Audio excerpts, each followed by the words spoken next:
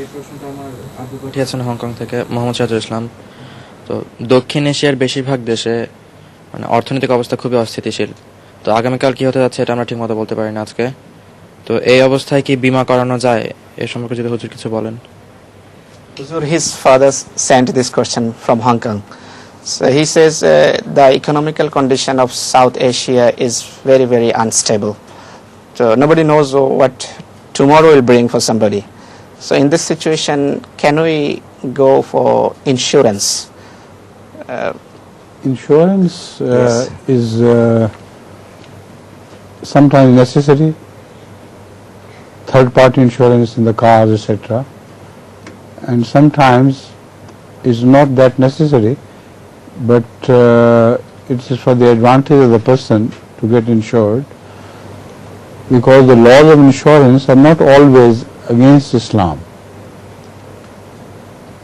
The insurance companies, which are collective insurance companies, have become much more popular with the passage of time, while previously the insurance companies were a third party which gained all the profit. But now the shareholders get all the profit, so it is a company which is not a single-handed person. The capital does not transfer from poor to the rich. So I personally believe that insurance in these conditions is permissible. হুজুর সৈয়দ আল্লাহ বিন নাসির আজিজ এই প্রশ্নের উত্তর দিতে গিয়ে বলেন যে অনেক সময় বীমা করা জরুরি হয়ে যায়, ইন্স্যুরেন্স জরুরি হয়ে যায়। যেমন কার ইত্যাদির ইন্স্যুরেন্স আপনাদেরকে করতে হয়, থার্ড পার্টি বা তৃতীয় পার্টি যে এতে জড়িত হয় সেই এটি অনেক সময় জরুরি হয়ে যায়।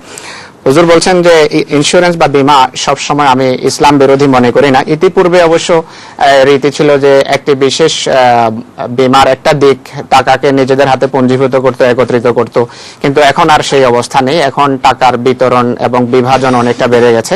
তো এই দিক থেকে বর্তমান অবস্থার প্রেক্ষাপটে কোনো কোনো ক্ষেত্রে হুজুর বলছেন যে বীমা আমার মতে অবৈধ নয়।